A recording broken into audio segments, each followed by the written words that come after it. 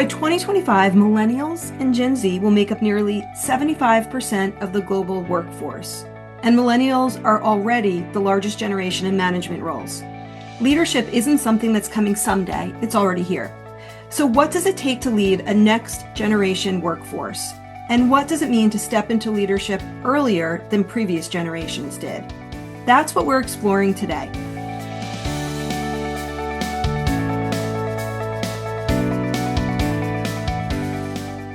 Hi, I'm Leah Clark, and welcome to a special edition of LeaderChat. Today, I'm joined by Amanda Litman, author of When We're in Charge, The Next Generation's Guide to Leadership.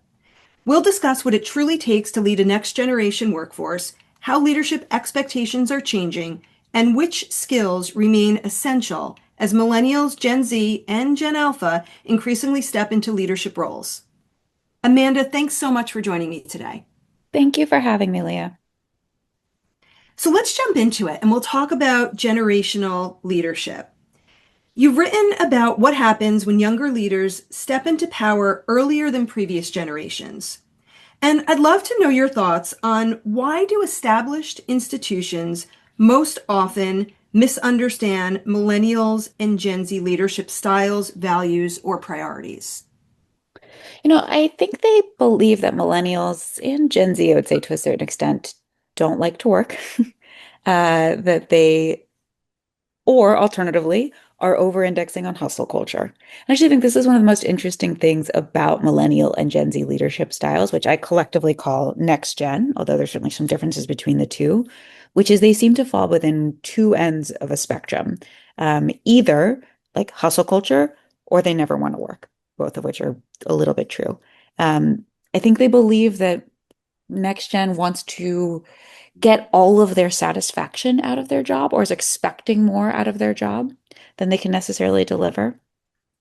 I don't think this is a misunderstanding, but I do think next gen leaders and next gen workers have a really complicated relationship with institutions, that they believe that institutions, we believe that institutions will not be here for us, cannot satisfy what we need, grounded in some lived experience. And I think that the institutions themselves or established leaders often believe that, the young people, millennials, Gen Z, like use the internet for fun, that like you cannot build a meaningful work relationship with someone over a group chat, over Slack, over Zoom. Whereas if you've grown up on the internet, you absolutely understand that you can and that you have to do so strategically. Yeah. Love that. And I would love for you to share a little bit more when you say, the complicated relationship with institutions based on some of their lived experiences. I suspect I know what those experiences are and why they have that complicated relationship with institutions, but I'd love to know your take on why that's the case.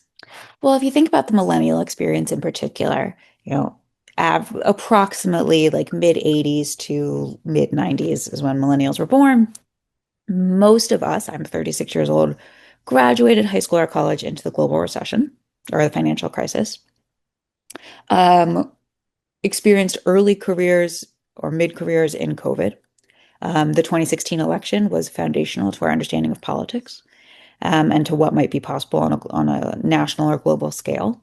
Um, the most of us, many of us, I would say, are buying homes, getting married, having kids later in life than the people generations before us. And do not expect that we will be, if we are not already on the home ownership ladder, do not expect we will ever be on the home ownership ladder. Most of us uh, sort of like laugh off the idea of ever retiring. That feels ridiculous. Um, there's a real complicated relationship with these systems and institutions that feel like our parents and our grandparents could count on that we simply can't. Mhm. And do you think Next Gen feels as though they can influence how those institutions might be reshaped? I do, and I think this is the opportunity right now is that our institutions writ large are going through a generational change. Boomers will hit, the youngest boomer will hit retirement age in 2030. We are already seeing many of these institutions, these Fortune 100 and 500 companies, as their CEOs are stepping back or starting to step back, they're passing the batons not to Gen X, sorry to Gen X, but to millennials in particular. That's a real shift in who takes power. And when you have power, you can change how the institutions run or build your own institutions. So I am cautiously optimistic that we're going to see things look very different in work and outside of it in the next 5 years. Yeah. And what do you think within work some of those biggest changes will be in the next 5 years?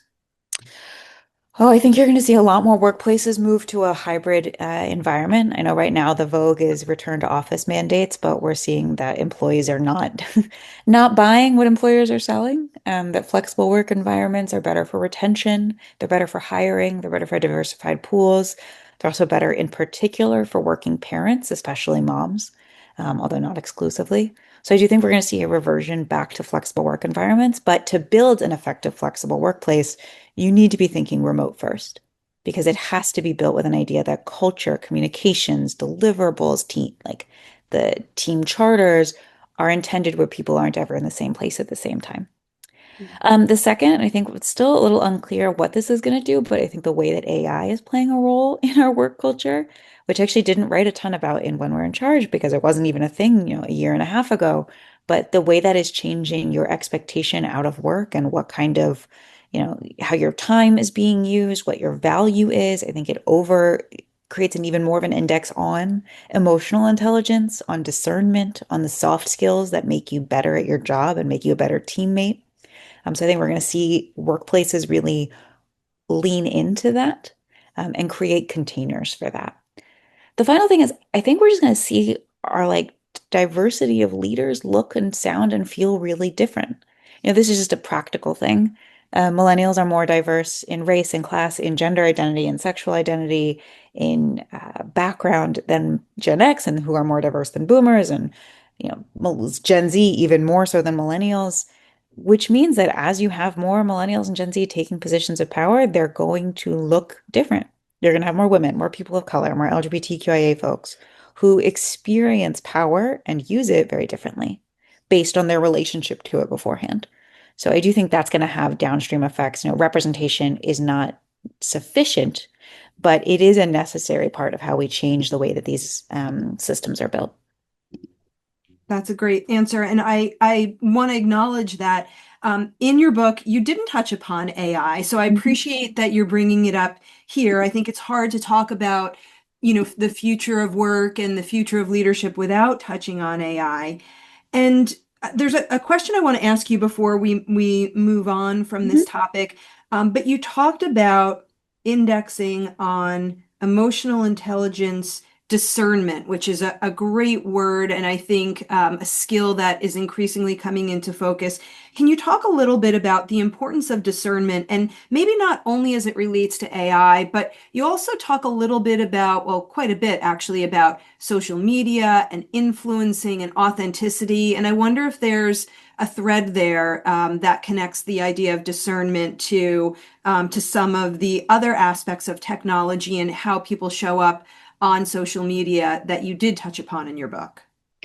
Yeah, it's a really good question. I think one of the defining axes of this moment, sort of in leadership writ large, is the definition between artificiality and authenticity. Artificiality, both like how people present themselves, but also, AI generated slop, the kind of sense that this is not real, this is not grounded in humanity, this is not grounded in emotionality. We know this as marketers, we know this as leaders. You can tell when people are faking it and when then they're producing something that is fake. The reverse end of that spectrum of that axis is authenticity, which we know people want out of their leaders, they want out of their brands, they want out of their marketing, they want out of their content. They want something that speaks to their humanity. And that is complicated by the fact that, as I write about at length, to be an authentic leader is really, really hard in this moment because you have to be incredibly discerning about what parts of yourself you're bringing forward. Because your job as a leader is not actually to be your full self or even necessarily to be your real self. It is to be your best self in service of your mission, your team, and your goals. And sometimes that means shutting up or self-regulating or framing things a little bit differently so that the people you need to hear you can actually hear you. And that doesn't mean being fake, but that does mean being intentional, being thoughtful. So there's an axis of artificiality versus authenticity, and then an actuality of intentional versus haphazard. And when you're trying to map across those two different spectrums, those two different sort of gradations, how can you be thoughtfully, or as I write, responsibly authentic, as opposed to haphazardly artificial? Hmm. And as we think about what the future of leadership looks like in work, the goal should be to over-index on one and ideally do none of the other.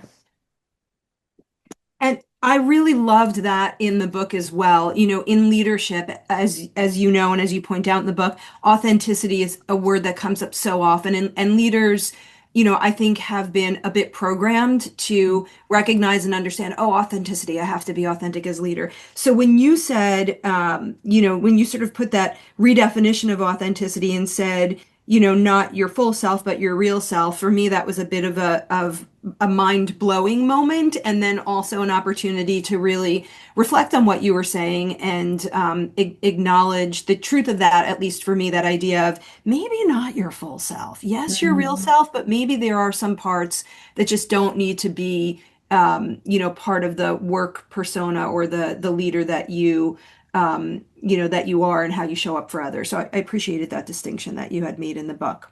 Thank you. I think about it a lot as a manager. Like, I don't give feedback to my direct reports the way that I like to receive feedback. I give them feedback the way that they like to and need to receive feedback in order for them to actually act on it. Does that mean I'm being inauthentic? No, that means I'm being intentional and like effective.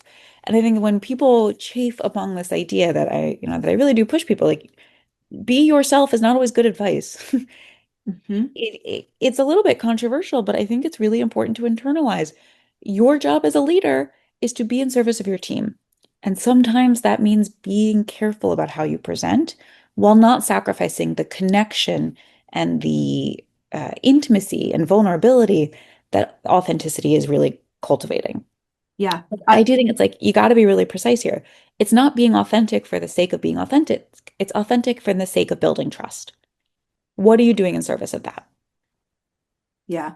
And you know, as much as we're talking about what's new in leadership and next gen leadership, some of what you've touched upon actually, you know, is very much a part of the deep roots of how we talk about leadership being about the other person and focusing on trust. So I love that there are some threads that are not forgotten but connected from, you know, some other leadership theory to what you're talking about. It's still very relevant, the idea of focusing on the other, what they need, and building trust. So really appreciate that you said that.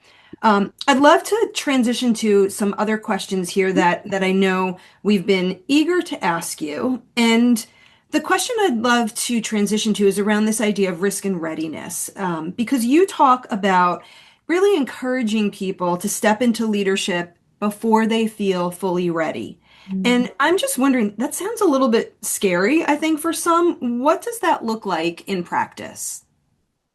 You know, you're never fully ready. If you wait till you're ready, you'll be waiting until you die. I think especially for women, for people of color, for LGBTQIA folks, for anyone who doesn't, have the traditional look, feel, resume of a leader, you are never going to be tapped on the shoulder and said, "Guess what? Now it's your turn." So I think a lot about, sort of like having kids or like getting a puppy. There's never the right time. You're never fully ready. It is never the right moment in any possible way. It is only the moment you do it and then how you figure out what to do next. My day job is in politics. I help encourage people to run for office, to step up and lead in their communities. And I talk with candidates all the time who are like, "Well, I'm not ready to run." It's like, what are you waiting for? What is the thing that is holding you back? There are definitely always often, financial reasons, personal reasons, political reasons, structural things. But if it's just because you think you can't do it, like, of course you can do it. Stupider people than you have done it. You can absolutely do this, and you can do this in a way that feels true to you. You do not need to wait for the opportunity. You can make the opportunity for yourself. Like, you have incredible agency. Um, but sometimes it's very hard for people to hear that and also to claim the answer to that because then it's on them if they choose not to opt into it. Like, if you're always waiting for the right opportunity, then you get to blame the fact that there wasn't the opportunity for why you didn't succeed or why you didn't claim it. Whereas if the reality is you get to make it sort of not whenever, but you have some ownership of this moment, like, that's very scary. Yeah. I love the subtle motivational aspect of there are people who have done it worse than you. So what are you waiting for? Go ahead and go ahead and do it. But I also hear I love the way you're asking the questions of people, which sounds very much, like a coach, I would say. What are you waiting for? What's holding you back? And you may not ever fully be ready, so why not take the leap now? What are you waiting for? So appreciate that, even in asking those questions, Amanda, those are, leadership coaching questions. And Mm. so I hear that in your style and approach. Thank you. I've never really thought about it like that, but I appreciate that. Yeah, very, very coach-like questions. All right, so let's keep going here and talk a little bit about, and this is a continuation of that thread of readiness and when are you ready and how do you jump in. And in your book, When We're in Charge, you explore the idea of leading while still becoming. How can leaders grow and evolve and even change their thinking publicly without appearing inconsistent or losing trust? I think a big part of that is through transparency, like talking people through your thought process, how you have changed your mind, how you have grown, really bringing people along for the ride with you, showing your work, and having that transformation whenever possible, being rooted in a core sense of self. Again, to compare this to my work with candidates in the political space, which I think, politics is a really good example of leadership in a very public way. You will have candidates and politicians who change their minds and who learn more information and, be, move to a different place on a policy. That is not a thing to frown upon. That is called being a leader who takes in new information and adapts. When it feels grounded in who they are and the sense of values that they bring to the work, people can go along with that. So I think as an executive at work or as a team leader, being able to tell the story of how you are changing and how you are becoming and being able to bring people in on that it's very scary because it means you're admitting to flaws and weaknesses and blind spots, so to speak. But it is so powerful because it's the opposite of losing trust. It's a way to build trust. It shows people that you are listening, and that you can take feedback and that you can transform as you go and that you can grow. And it gives them permission to do the same. I think it's a really powerful way to build an honest relationship with your team. Yeah, it's so hard because you do feel so vulnerable when you do Mhm. that, and it's hard in the moment to make the leap and say, admitting this or changing my decision is ultimately a sign of strength, and like you said, a building of trust and an honest relationship. But it's hard to express that vulnerability, I think, especially in business settings. And I'm Mhm. wondering, to the theme of millennials and Gen Zs and next gen, do you have a thought on whether expressing that vulnerability and being willing to, express that you've changed your mind, made a different decision, do you think that's any easier or harder for next gen leaders, or is it the same? I think it's possibly a little bit of both. Because I think one of the things that millennials and Gen Z have come up with is this expectation that you can know the behind the scenes. Think about the consumer brands right now. Like it is trendy, cool to know the supply chain. Like where are my clothes coming from? How is my stuff being made? What is the ethics and the values that go into how my water bottle came to be? That a sense that you can like see behind the curtain is really powerful. It's also very connecting. It's a compelling story. It helps me understand what I'm participating in. And to actually do it is really hard. So Hmm. I think that there is a desire to want to bring people in on the process and to create transparency, as well as a danger of not understanding the limits of that transparency and how sometimes people are not capable of holding everything you want to give them. And your job as the leader is, to come back to an earlier topic, is to discern where that boundary is. And sometimes you don't know it until you've crossed it. Yeah.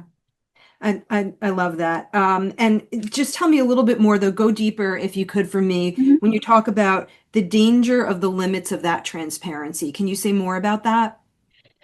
I think about organizations where every employee can access every internal document on the Google Drive, or you do line by line budget reviews with every person. Um, or there's like open town halls where every employee can question the CEO on anything, which I actually think is mostly pretty good. But there are moments where, as a senior leader, part of what you're paid for, assuming this is a paid leadership role, is being able to hold the anxieties so that your team doesn't feel them, is to Mm, be the bullshit umbrella, is to protect them from the things that not that they don't need to know, but that they don't necessarily have the skills or the institutional knowledge or the years of experience to understand. Like, I don't expect my junior employees to understand a profit, like a P&L statement. I don't expect them to understand the rhythms of a fundraising, cycle. That doesn't mean they're not smart. That doesn't mean they're not good at their jobs. That just isn't their job. So as I think about how much to allow people in on these decision-making processes and how to bring folks in on how we make budget calls, you know, you want to give them as much as they can understand and give them as much context as they need without expecting them to do more than what they're paid for. I think it's yeah, a really hard line. yeah, there's that discernment again, for sure. That's great. Thank you. And so let's segue a little bit into some other things I know that our listeners are curious about. But I want to ask you before we go into what the listeners might be curious about, something that I am curious about, which is for you, personal trade-offs. You've built your career, certainly helping others step into leadership. What personal trade-offs, and you talk a little bit about this in the book, but for our listeners, what personal trade-offs have come with that work for you? And the flip side, what unexpected rewards or growth has it brought you? Oh, I really appreciate this question. Having to become a public person for my job has been both incredibly fun and also really taxing on my mental health. Having to like do social media and like do stuff like this, which is so fun. It also means I open myself to a lot of public criticism. Mhm. One of my rules for 2026 is I do not fight with strangers on the internet, which the fact that I have to make that rule should tell you where I am mentally. But I do think like that's a really important boundary for me to set for myself, and is it is good for my work and for my leadership to be a public voice for the certain things that we are trying to push through my organization, through my book, and all of that. And it means I get a lot of hate. Mhm. So how to balance that? The other thing I would say is, up until a couple of years ago, I worked really, really, really hard. Run for Something does a 4-day work week now, but we didn't always. And part of the reason we institutionalized that back in 2022 is I found it really hard to force myself to unplug.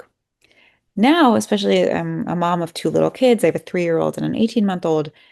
The fact that I have time to myself during the week where I have no work and I have childcare means I actually go into the weekend well rested. And that opportunity, we put that into the organization in part because if we didn't, I was never going to log off. I had to make it a full team thing to force me to do it too. Yeah.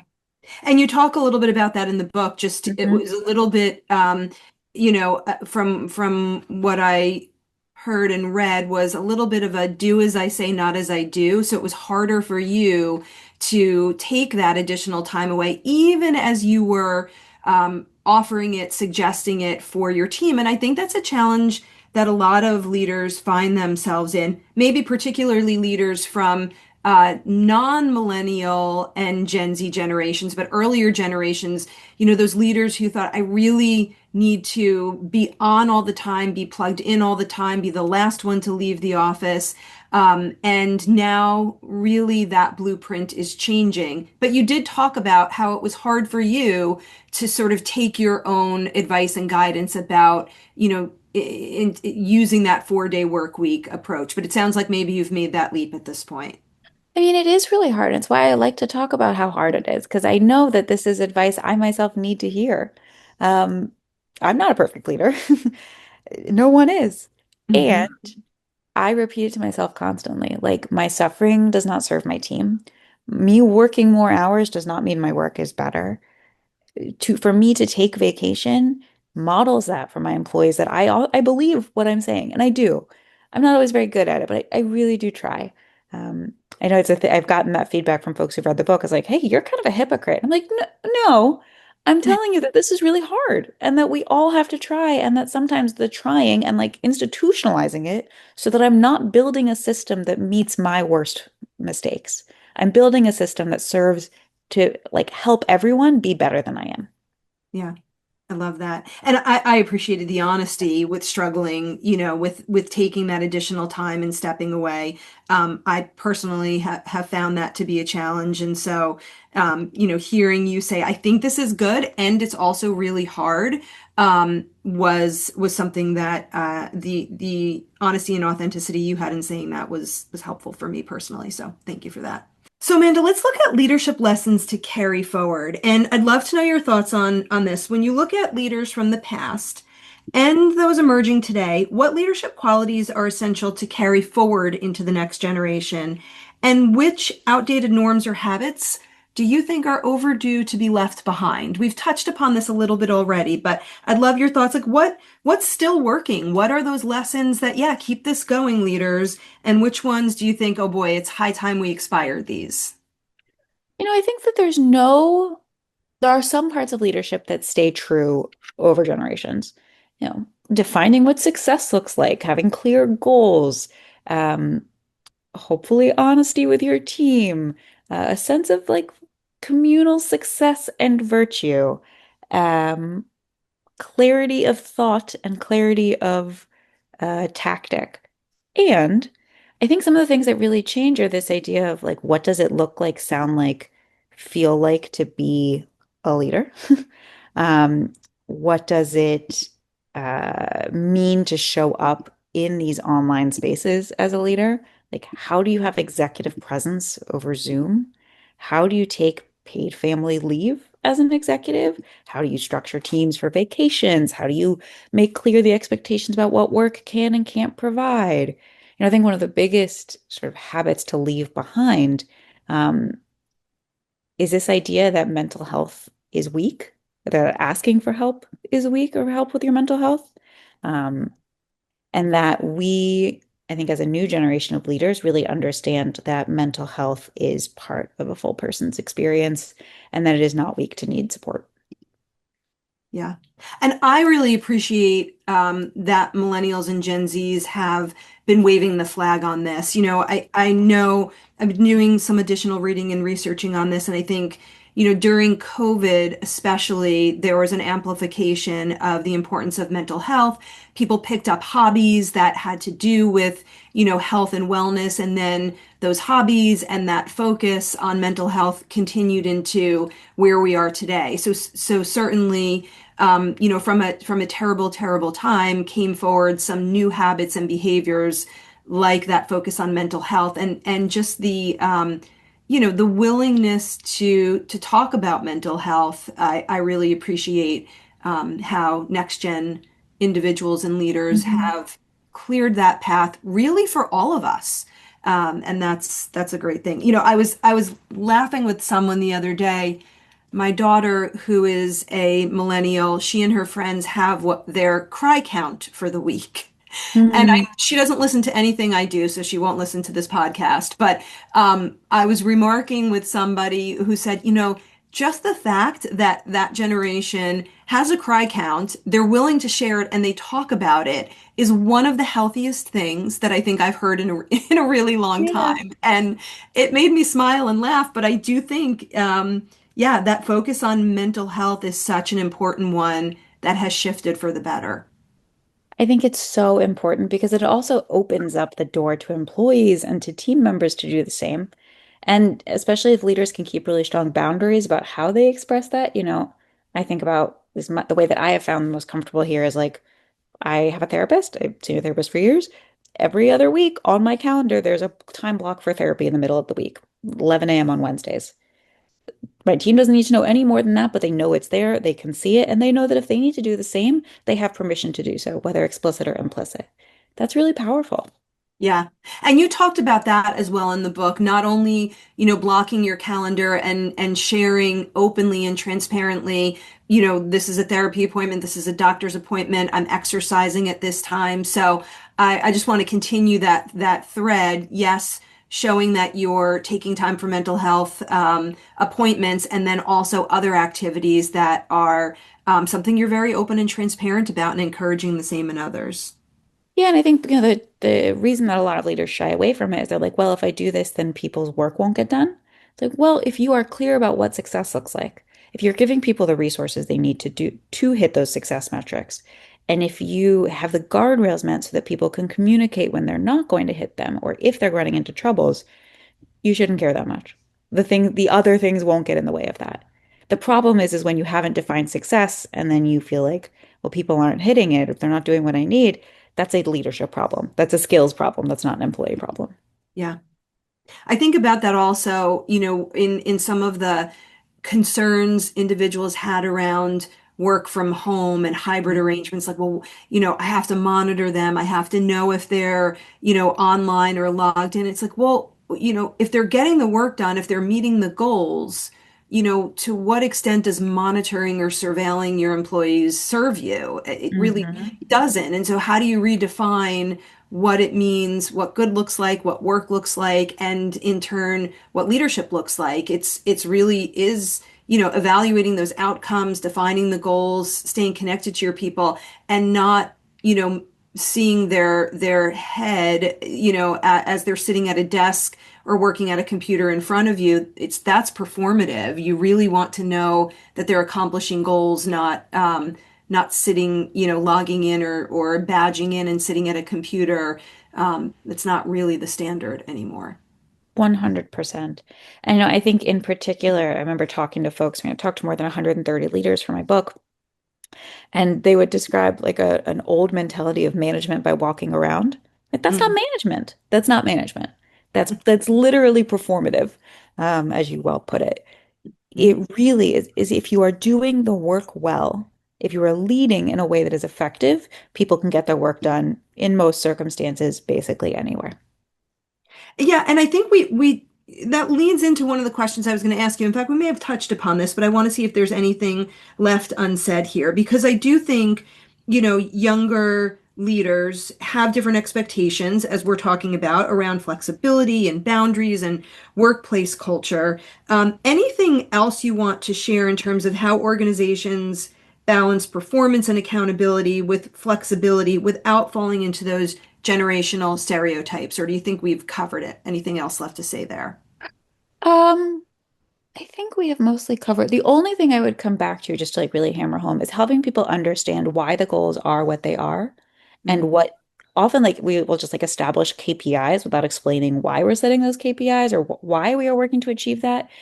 If you can help people understand and contextualize what they are trying to do in service of something bigger, even if that something bigger is like more revenue, great. I need to understand how it fits into the bigger picture so that I can better articulate why and how it matters if I'm not going to hit it. And so I can lift up problems or the problems that matter. I think one of the biggest problems that leaders face is they expect their employees to be mind readers. They assume that everyone else knows all the things I know. They don't. And if you don't tell them, they definitely won't. So trying to be really um, transparent within reason as much as possible. yeah.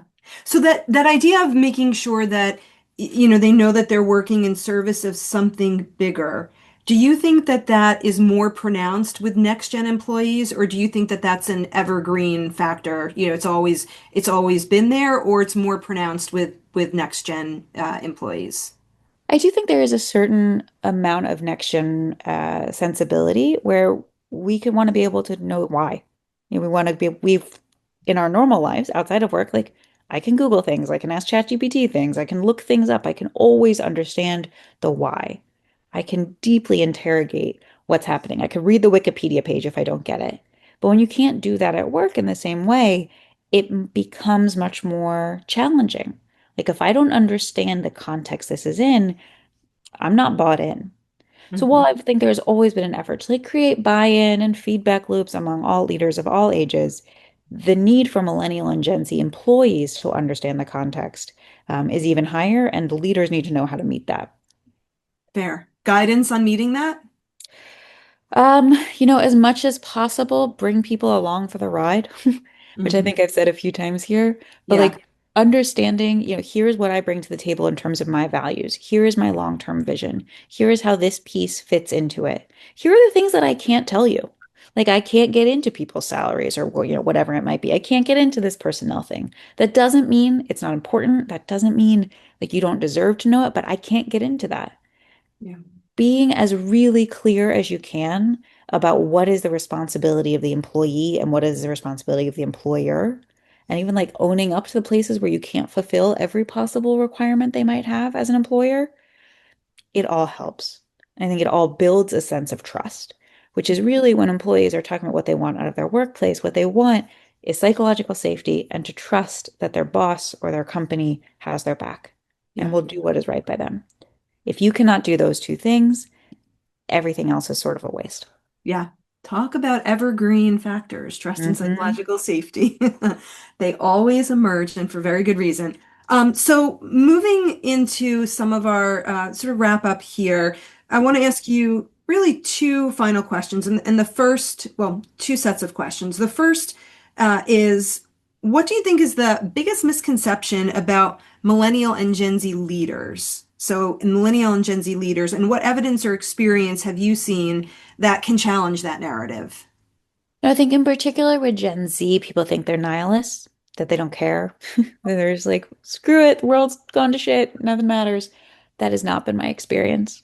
Gen Z leaders care deeply about everything. I think that's in fact the opposite problem. It's not that nothing matters, it's that everything matters, and that we have a responsibility to tackle every possible crisis we can, and that we need to take action. Now, that doesn't necessarily mean that they are like one particular ideology or viewpoint or value statements, but that there is a need for action and orientation towards action that I think older folks don't always understand. That they are not complacent with the status quo in a way that you can sell. Yeah, that's great. That's a great way to wrap up and leave people thinking about challenging that assumption, which is a big part of what we wanted to do with this podcast. And as we wrap up, Amanda, what's one takeaway you would love listeners to remember about leading the next generation and becoming a next gen leader? The way that we did things yesterday should inform, but not dictate the way we do them tomorrow. Mhm. By that, I mean that we should understand how we got to this point. You should understand the history, the context, the institutional knowledge. But in most cases, many cases, that does not mean that we have to do it the same way the next time, that we cannot try something, that we have the opportunity and the freedom to try new things. And that means in terms of as a leader, as a company, as a business, that you have so much agency in shaping what comes next. I love And that. I find that to be both very scary and also really freeing. And the more that you embrace the freedom and opportunity of that and less the fear, the better. There's that coaching coming back in. I think you have another job here, Amanda, Mhm. coming up, which is leadership coach for sure. Yeah, jumping into it, the freedom and the opportunity, the agency, it is scary, but also incredibly empowering. So love that as a final thought. Thank you. And for those of you listening, you certainly can learn more about Amanda and her work on amandalitman.com. Her book is When We're in Charge, The Next Generation's Guide to Leadership. Be sure to check it out where books are sold. And Amanda, thank you again for joining us. Thank you for having me. And thank you to our listeners for tuning into Leader Chat. Until next time.